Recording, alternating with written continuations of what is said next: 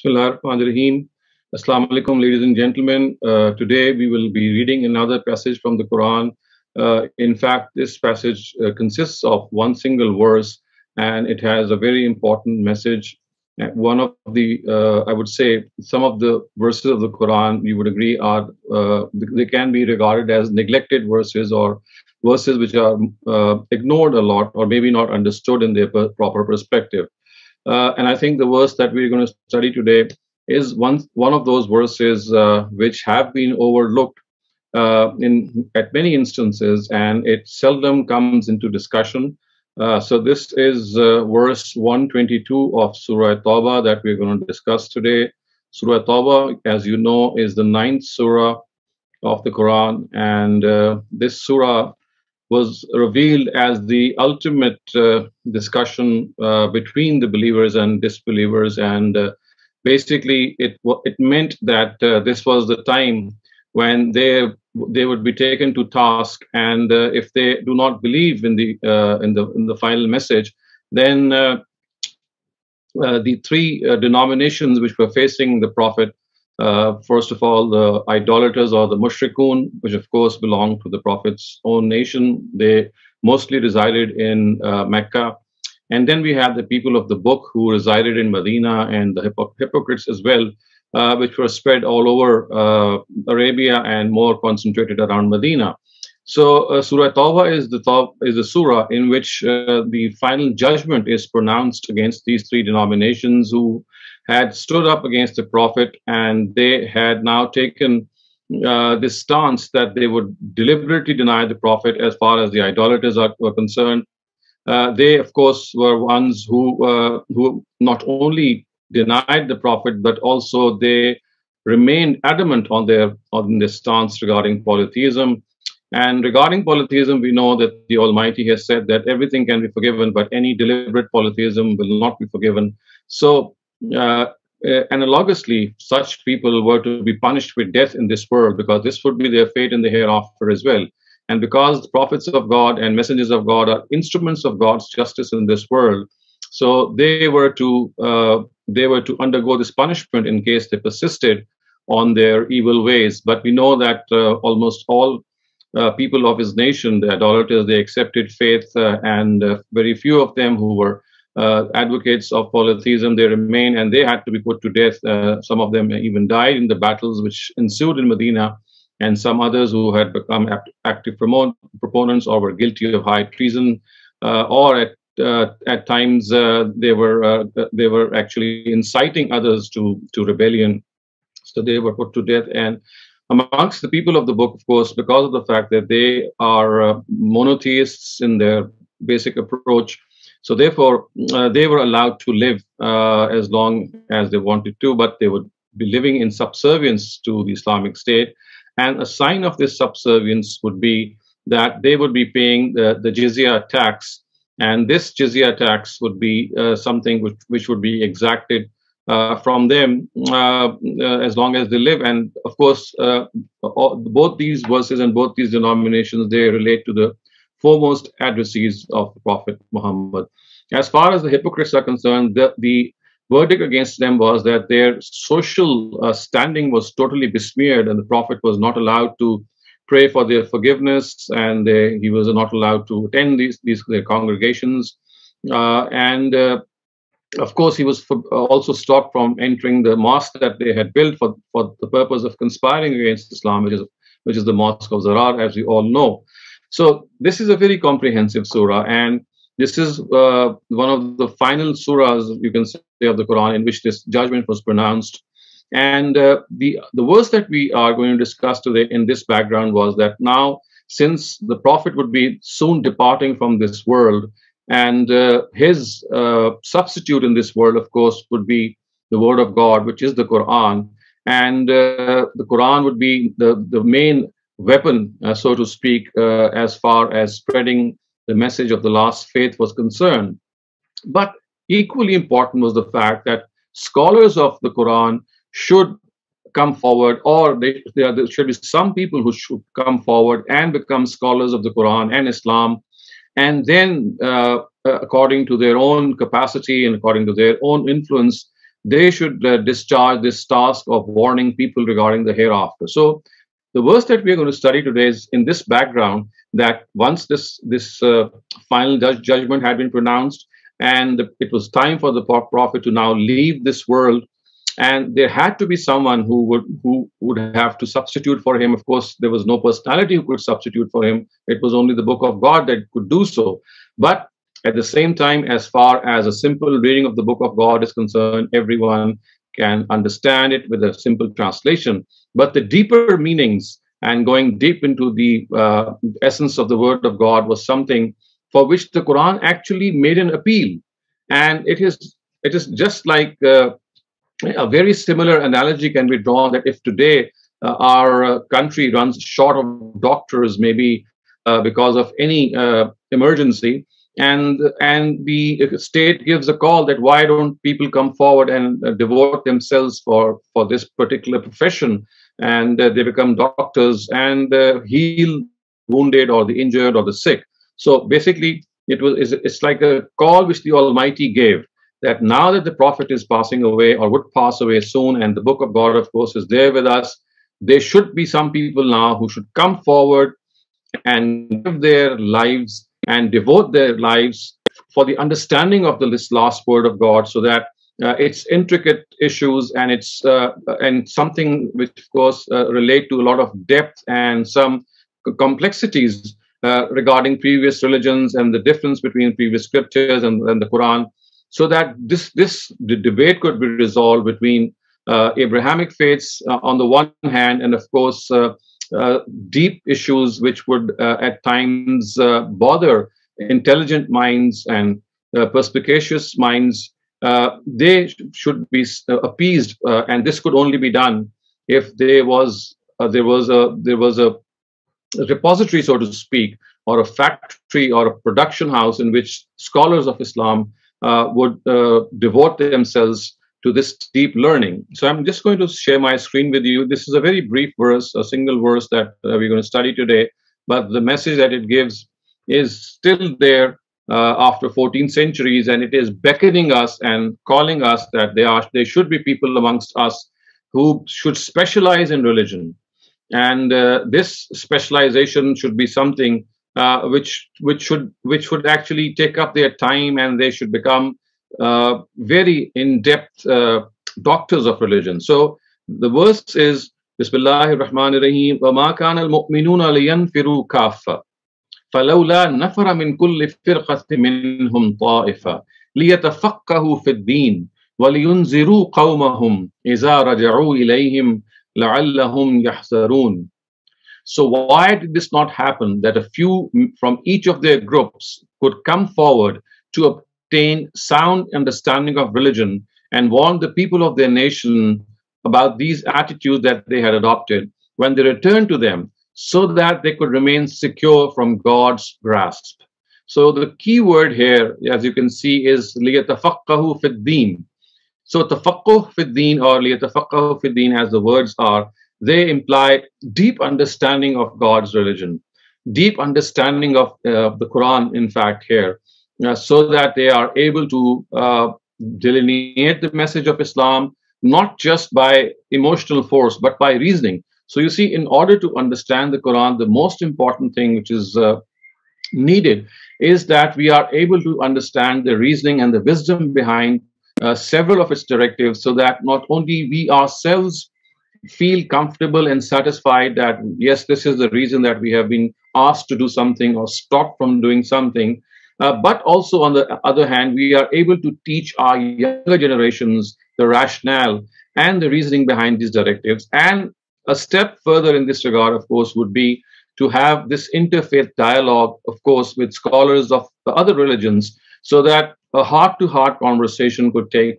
place. And if there are issues that need to be resolved, then this should not be on the basis of any force or by loud-mouthing oneself, but through the agency of reasoning, through the culture of discussion, through the culture of debate. So you see, the verse starts off by saying, well, this is not the task of everyone. So فَلَوْلَا نَفَرَ مِنْ كُلِّ فِرْقَةٍ مِنْهُمْ طَائِفَةٌ. So at least this should have happened that a few people from every group Of course, when this verse was revealed, it was referring to the various tribes and sections of the society who were there in Medina and the rest of Arabia as well. And the Quran is beckoning them and is like appealing to them that why wouldn't some people come forward? Why shouldn't some people come forward from among them? And what should they do? لِيَتَفَقَّهُوا فِي الدِّينِ. They obtain this sound understanding of religion. And then وَلِيُنْزِرُوا قَوْمَهُمْ إِذَا رَجَعُوا إِلَيْهِمْ. And the purpose of this sound understanding is that when they are equipped with the message of the Quran in its depth, then they are able to warn their own people, well, that the day of judgment is well nigh. It's going to happen. It's going to be a certain reality. And if there are issues but you are not able to understand regarding the Book of God, then we are here to try our best to make sense of these issues to you. And you must remain on guard that there is going to be a day of accountability. لِيُنْزِرُوا قَوْمَهُمْ. So they are required to do inzar. Inzar is a Quranic term which means to warn people of the hereafter, warn them that there is going to be a day of judgment. And if there is some lack of understanding regarding the message of the Quran in any way, and if that is causing a hindrance in actually believing or maybe having that satisfaction with the Quran, then that should be removed. Because what happens is that at times the intelligentsia or the elite class maybe, or people who are very highly regarded as academicians, and they see that there are certain issues in the Quran which they don't, they are not according to the tide of time. For example, slavery is one of the issues which is dealt with in the Quran, and because of the fact that it is a dominant notion of our scholars that even today, if wars take place between Muslims and non-Muslims, then slaves could be caught. People could be caught and turned into slaves, and intimate relations with women could also be established. So, for example, this is one area. There are several other areas which might cause this disruption in one's mind. And what happens ultimately is that a person ends up denying the rest of the Quran, or even denying the fact that there is any God, or maybe there is a day of accountability. So these scholars, it's their responsibility that they have this deep understanding. They warn people of this day of judgment and ask them that if you have any confusion regarding the Book of God, if there is something that needs to be clarified, then we will try our best and try to make that issue clear to you. And وَلْيُنْزِرُوا قَوْمَهُمْ لَعَلَّهُمْ يَحْذَرُونَ. The remaining part of the word of the verse is that they warn them so that these people are able to remain secure from God's punishment. Because if they are not forewarned, if they are not told that this is what God's scheme is, He is going to hold every single person accountable for the deeds that he or she would be doing. And no intercession, no deities would be there to save a person. In fact, people who would have worshipped these deities, they would be cursing them on the day of judgment, and would actually telling them off that we never asked you to worship us. It is you who followed us, and it is you who are to blame. And this would be a blame game that would go on between the deities and the worshippers. And at the end result would be that both would end up facing the wrath of God.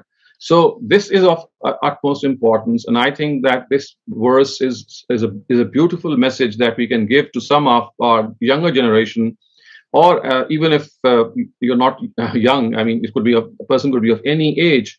That if you have the ability, if you have the capacity, if you have the time to become a person who could have that deep understanding of the Quran and Islam, who could become a doctor of the Quran, who could become a scholar of the Quran, then this is one area in which one should try to excel. It's not the job of everyone. Not everyone can become a doctor. Not everyone can become an engineer or an architect. But yes, we need some people to come forward. But unfortunately, I think one of the greatest hindrances today in becoming scholars of religion is that there is a dearth of such institutions which cater for such education. In third world countries, mostly there are madrasas or the seminaries of religion, which teach religion not in the proper way as it should be taught. What is generally taught is the knowledge of the sect to which that madrasa would belong, and it needs a lot of revision. And most of all, these madrasas, they begin at the tender age of 7 or 8 years, when a person is not even in a position to decide that he would like to become a scholar. It's basically a decision taken by the parents and imposed on their younger children. And by the time they graduate from their madrasas, let's say at the age of 16 or 17, many of them which are not suitable for this, and then their own frustration and their own disappointment and at times their own anger comes out by doing such heinous acts, as we all know are perpetrated in many of these seminaries. So you see, this indeed is a great hindrance. But then, if a person is sincere, if a person has this passion, it's not that we are at the end of the road, or there are curtains and we just cannot cross the boundary. No, I think there are still institutions. They may be individuals, if not institutions, who are still there to guide the younger generation, and a few of them, if they want to specialize in religion, then they can be recommended. But the first thing is that they should have this passion. And I think that one of the greatest things that we are able to create amongst our younger generation is that this also is a field. To become a scholar, this is a profession that people should adopt. And brilliant minds, the way they go for fields like for medical science or computer science or IT-related things or artificial intelligence, in a very similar way, they have to be educated and told that, look, this is also an area in which, if you have the passion, if you have the energy and the wherewithal and the talent as well to understand language, because you see, to become a scholar, you have to learn the Arabic language in its depth. It's not just a simple understanding of Arabic; it's an in-depth understanding, and it takes years and years of hard work and effort to become a scholar of the Quranic Arabic language. And then, of course, there are projects that you could take, and by virtue of these projects and case study learnings, you're able to offer yourself for various projects. And I would take this opportunity to perhaps introduce you to the institute where I have been working for the last 32 years. It's called the Al-Mawrid Institute of Islamic Sciences. It is one such institute which could be recommended. I can personally recommend it for all those young minds, even if they're not young, maybe they are young at heart. If they would like to become scholars, if they would like to have an in-depth understanding of religion, then this is one institute which is doing this task for the last 35 years and offering courses and offering various venues as well in which people can specialize. For example, research is one discipline, writing is another discipline, public speaking is another discipline, teaching is another discipline. So religion itself has so many aspects of specialization. And then there are subjects like the Quran, the Hadith, the Fiqh, Sirah, Arabic linguistics. So within the content of religion, we have further specializations. So all those of you who might be interested or might be hearing me speak, I would highly recommend that you visit our website, which is www.al-mawrid.org. Al-Mawrid, by the way, is an Arabic word which means fountain. And the metaphor here is that it's a place where you can quench your thirst for knowledge. So a fountain is a place where you quench your thirst. And the symbolism in Al-Mawrid is that this is a place in which you can come and study religion and quench your thirst for your own religion. So I would end my talk here, and I'm now available for your questions. Dr. Saleem, thank you very much. As usual, fascinating talk. I will start off with first question was actually yesterday from Adil Qureshi. It's a written question.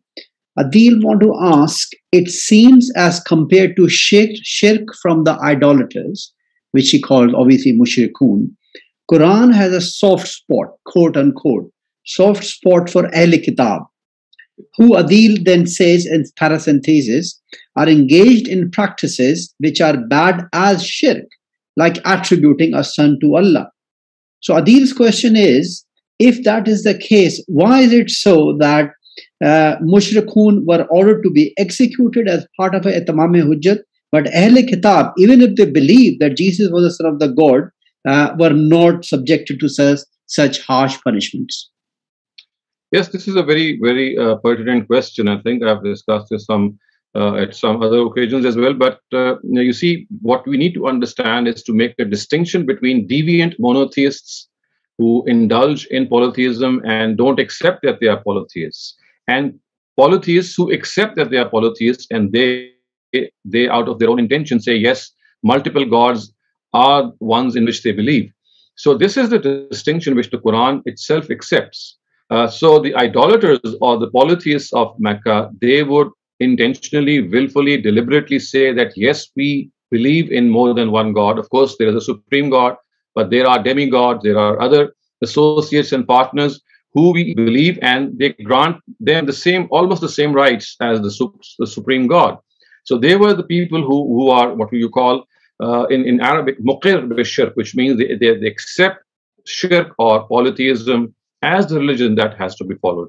On the other hand, the Ahl Kitab, they are primarily monotheists. Even if they believe in Jesus being the Son of God, if you talk to them, that are you polytheist because you're ascribing son to God, and in this way you are committing shirk, they will never accept this. And of course, the explanation that they would give is not acceptable to us because it is something. I mean, this cannot be denied that this is an act of polytheism.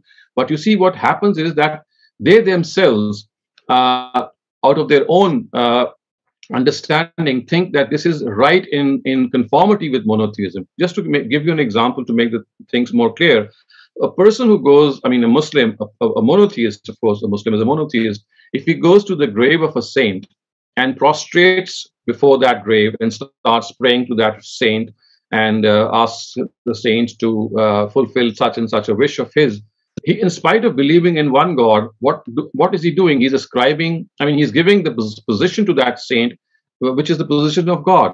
So you see, as far as the Ahl Kitab or the people of the book were concerned, they themselves regarded themselves to be monotheists.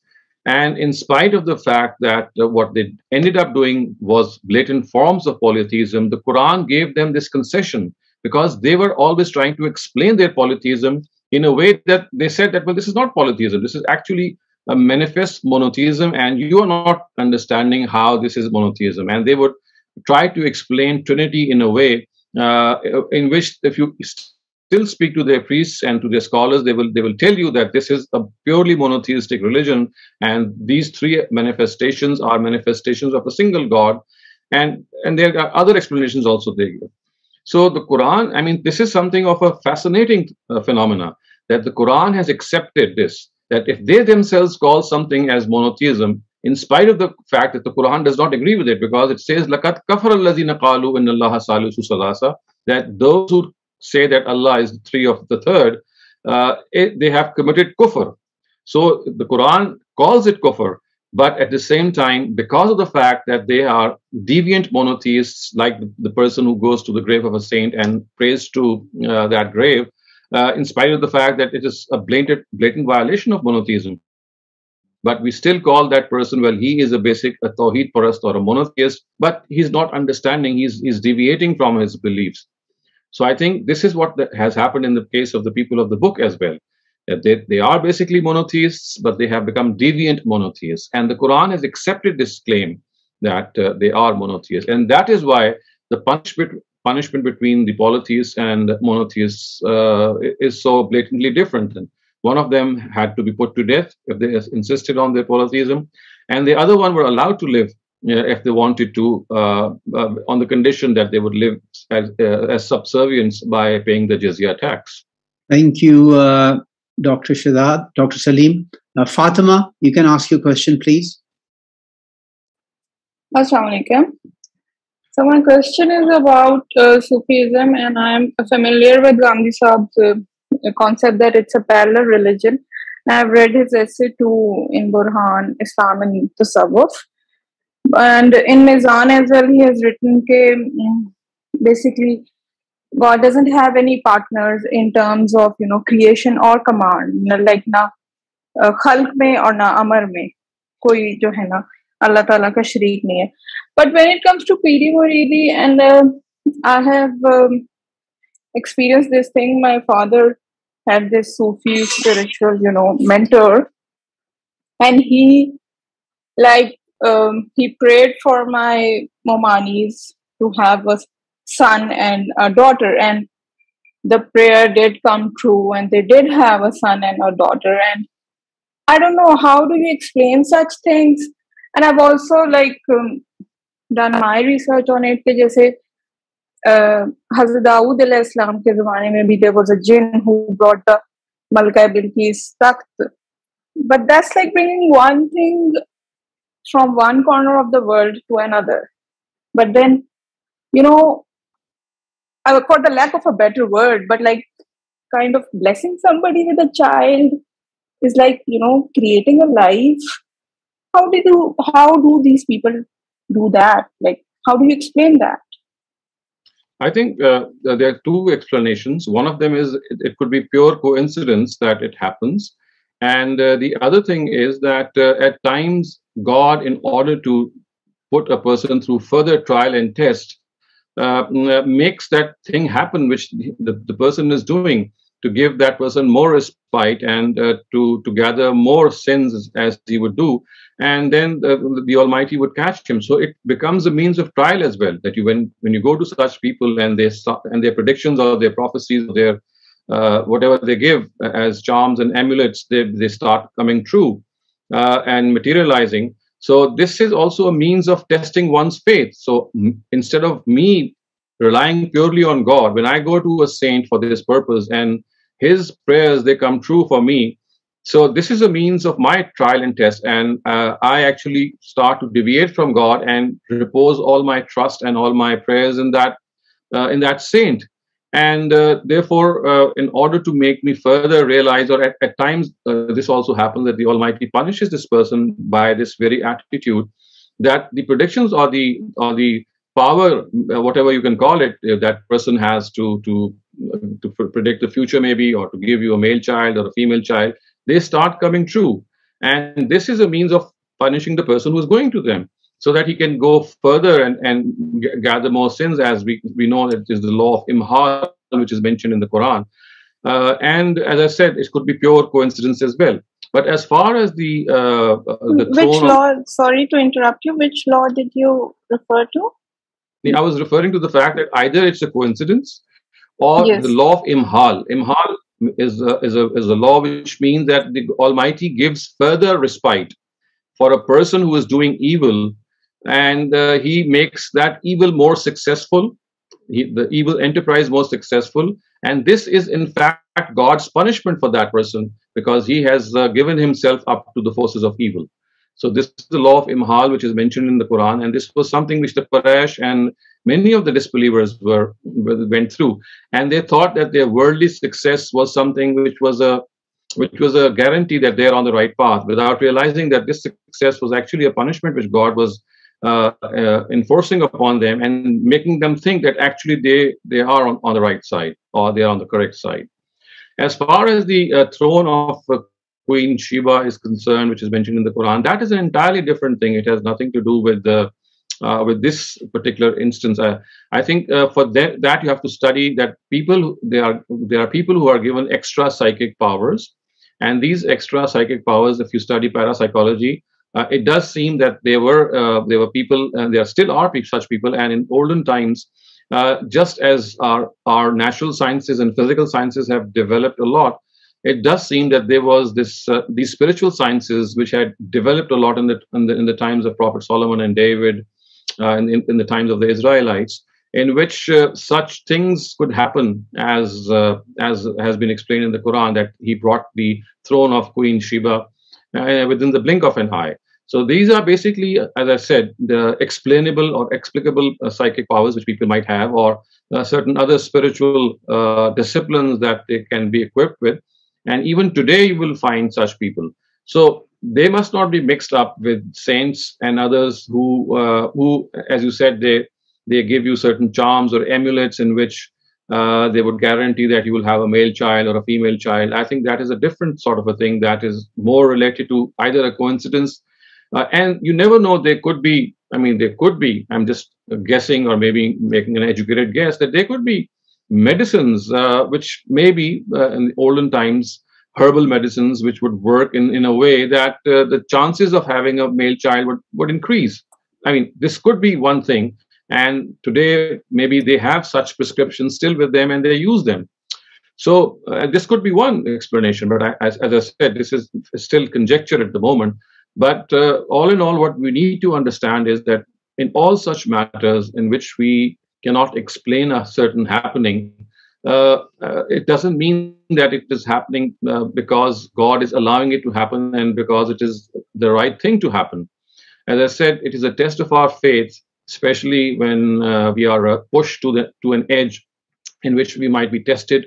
And instead of calling upon God and asking from Him and praying for Him before Him, we go and start asking or going to the graves of saints or doing all sorts of other superstitious things. So this is more of a trial for us, and I think this is an area that we need to stand on guard. So basically, what apparently looks like, you're being blessed or your prayer is being answered is actually, it's like, could be a punishment from God for going to someone else and praying Absolutely. to that person instead of God. And also maybe God had destined, I mean, that your prayer should be answered, and the person who was praying for you, I mean, he just came in between, and instead of thinking that it was God who gave you the child, you make this connection that, well, I went to that person and he made that dua, and because of his supplication or dua, I am blessed with a child. So you see, the connection can easily be made by human beings without realizing that perhaps God in the first instance had already decided that he would bless a person with children. So you see, there could be a number of reasons for that. But the real thing is that in all such instances, if you need a male child, if you need a female child, if you need children of any gender, then the person or the deity to ask this is God himself. No one else, not even the Prophet Muhammad sallallahu alaihi wasallam. And if we do so, we would be committing a form of shirk or polytheism, or an act of polytheism. Okay, thank you so much. Just take a quick question from Raza from the written questions. If a person will sleep on the day of Shab-e Qadr, will he be accountable for that despite keeping fast and offering prayers in the month of Ramadan? Well, if the questioner means that if he sleeps through and doesn't do any worship, I mean, he will not, of course, be held accountable in any way, because staying awake in Laylatul Qadr is not an obligation, or it's not something which is mandatory at all. It is something of a recommendation. It is something worthwhile that we should try to do so. But if one is not able to do so for various reasons, this is something of this is like a bonus that is placed somewhere. And it's like a windfall gain that you can acquire. But if you don't, it's not going to, you are not going to be held accountable for not being awake during that night. So what makes you accountable before God in the month of Ramadan is the fast, not even anything else. Like, for example, if you are praying the Taraweeh, because there are people who think that unless they pray the Taraweeh, and with the fast, then something would be missing. If they don't do the Taraweeh, the fast would be incomplete. So there is no such thing. And yes, if you wake at you're able to wake yourself at night and offer the Tahajjud prayer in odd nights or in other nights, is also very highly recommended and will gain a lot of reward. But it's never mandatory. It was never made mandatory by the Almighty. Fantastic. Rohan, please go ahead and ask your question. Thank you. My question is that I have often seen how some of the women wear that black dressing in which they are covered from top of their head to toes. Even their face and eyes are hidden, and they wear black gloves. But I've never heard any ayat or hadith that requires this extent of covering. So I was just curious, is there any Islamic teaching that says one should cover herself like this? And also, how did the wives of the Prophet cover themselves in public? Well, this is as I said, as far as your first question is concerned, there is no such injunction in the Quran which says that a woman should totally cover herself. However, what I can say is there are injunctions which have been misunderstood, and I think lectured on them in detail. These injunctions, they occur in Surah Ahzab. So if you study that relevant lecture, you might or watch that lecture, you'll understand how a particular verse or a particular set of verses which had an entirely different context, they were erroneously thought that they mean that a woman should cover themselves from head to toe. As far as the wives of the prophets were concerned, they were given special instructions because in those times the hypocrites had made it a point to bring the house of the prophet into disrepute. They would scandalize the lives of the wives of the prophet or try to do so. So for them, the Quran said that until these hypocrites are going to be exposed by the Quran, the Quran is going to give them respite. The Almighty is going to give them respite. But the wives of the Prophet, instead of tightening them or imposing, instead of giving them concession, they were given these directives that they should actually not make themselves a target of these hypocrites, and so they were told to stick to their homes and teach women regarding the Quran and the verses of the Quran which were revealed to the Prophet. So these were special injunctions revealed in a very special or specific circumstances in Surah Ahzab, in which the hypocrites had made a mess out of a lot of things, and they were hatching conspiracies to scandalize the lives of the Prophet. And what was happening was that when they saw that they were not able to overcome the Islamic forces through battles and through militant means, so an idea that they came up with was to bring the household of the Prophet into disrepute. And if they scandalize the lives of the wives of the Prophet, then this would actually make the common man lose trust in the Prophet and his household. So they started making these scandals. So for them, certain special directives were given. I've just briefly referred to you as an answer, but I would like you to study, to watch that lecture, maybe study some of the things that we have written, so that some more details can be gauged.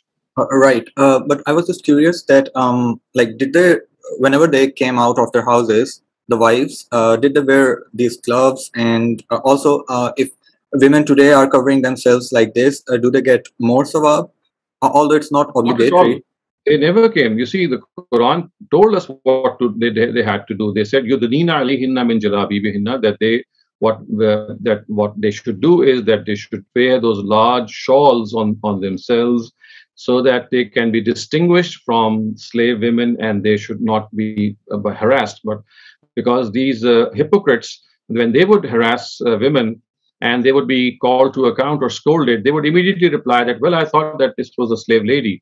So in order to distinguish common women from slave ladies, common Muslim women, they were told to wear their chadars or their shawls in a certain way, covering the body. And this was nothing. This directive had nothing to do with any hijab directive. It was basically a directive given to make them distinguished, to make them distinct, I would say, from the slave ladies, and not give the hypocrites the excuse which they often concocted.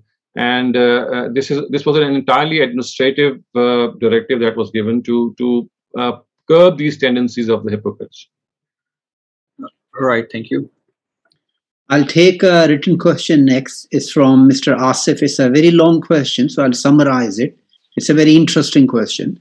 Asif Saab wants to know that if someone is born into a Muslim household or a Muslim religion, i.e. they are indoctrinated as a Muslim, they continue to live their life as a Muslim, but they have no evidence.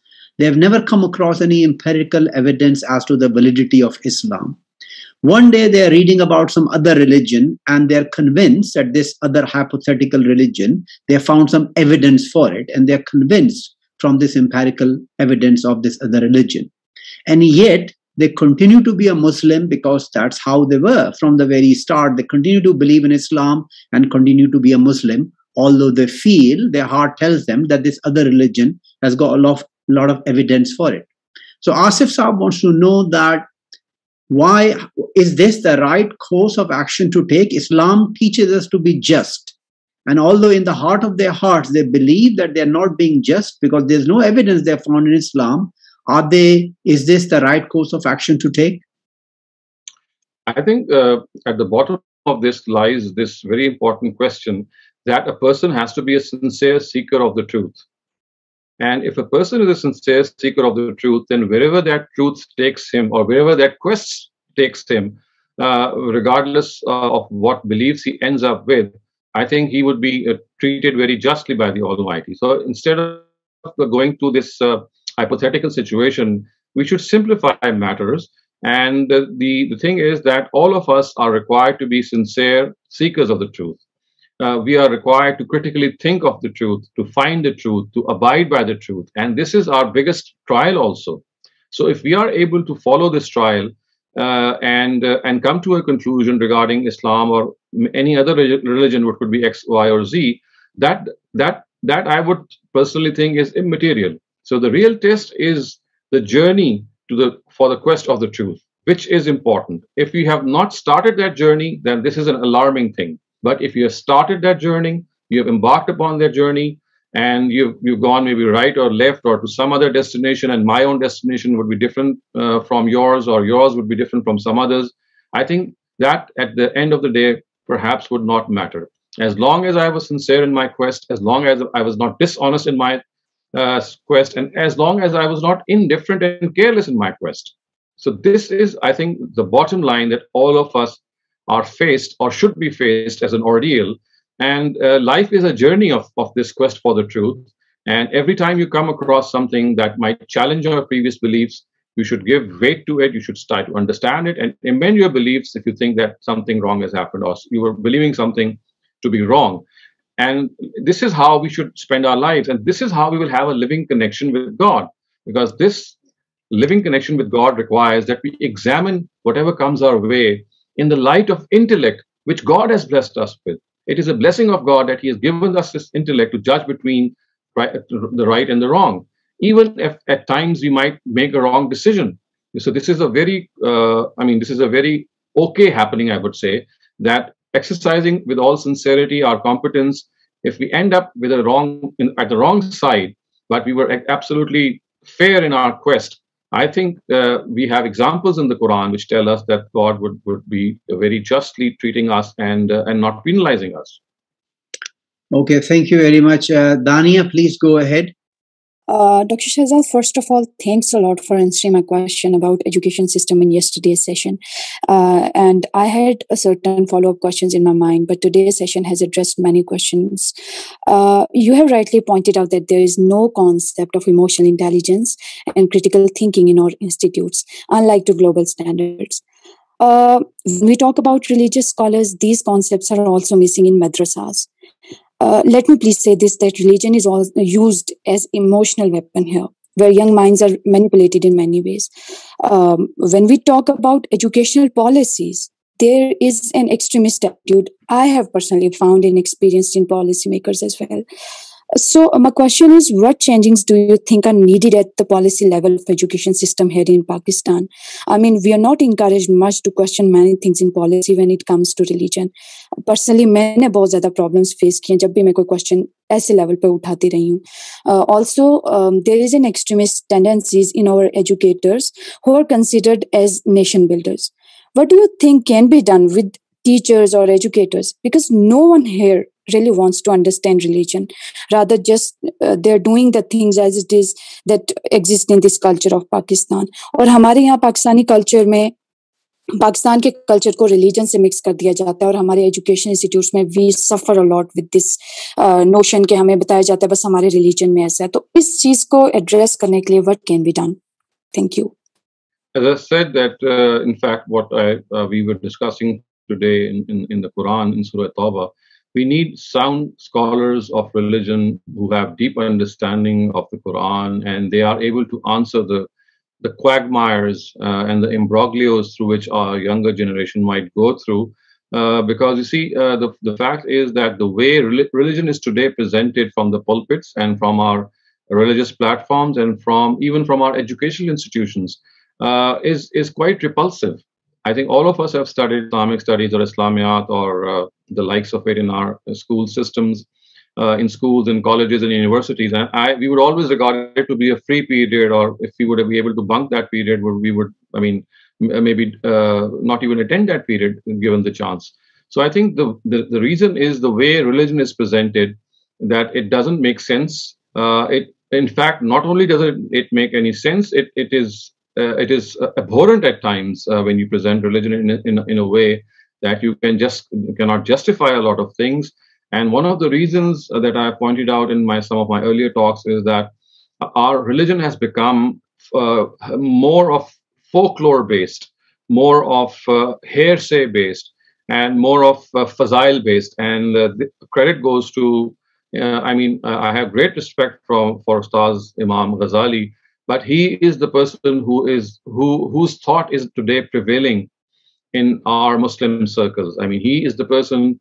There are others as well, but his perception and the way he presented religion, in which all kinds of weak, inauthentic narratives were cited in his great book Ihya Ulumuddin, which is considered to be one of the greatest ever books written by any Muslim. And you find a culture in which takes us away from the Quran, more towards zaif and weak ahadith, and as you said, mixing history with culture, mixing culture with history, mixing culture with religion, and not demarcating where one begins and where the other ends. So I think we are living in this era in which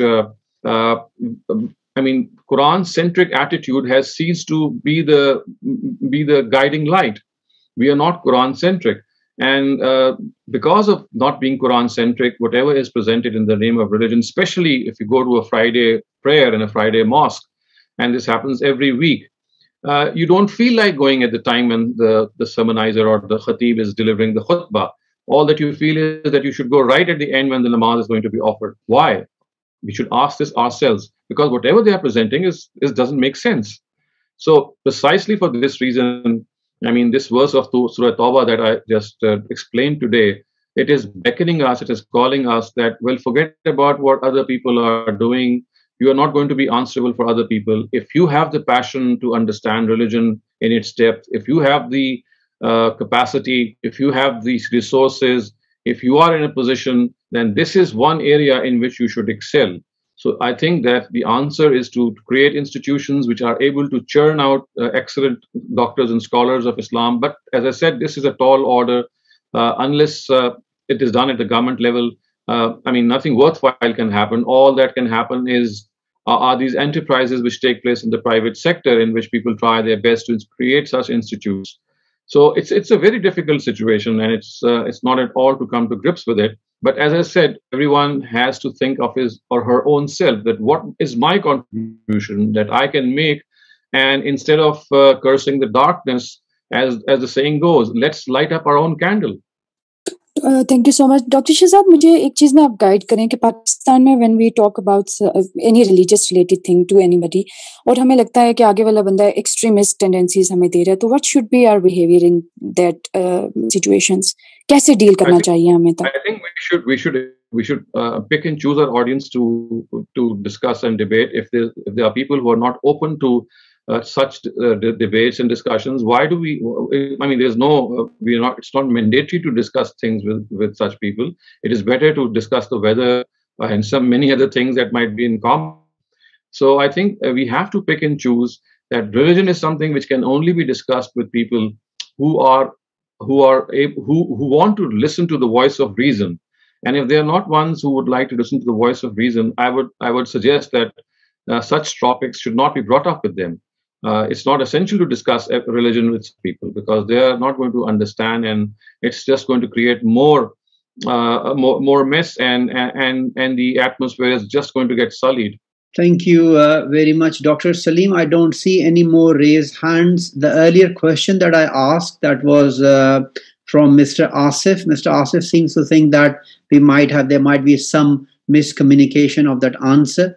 So, Mr. Asif, our apologies. You can always ask us tomorrow because we are running out of time now. So, inshallah, we'll take your question tomorrow and convey it to the best of our abilities. Thank you, everyone, and thank you, Dr. Saleem. Thank you very much.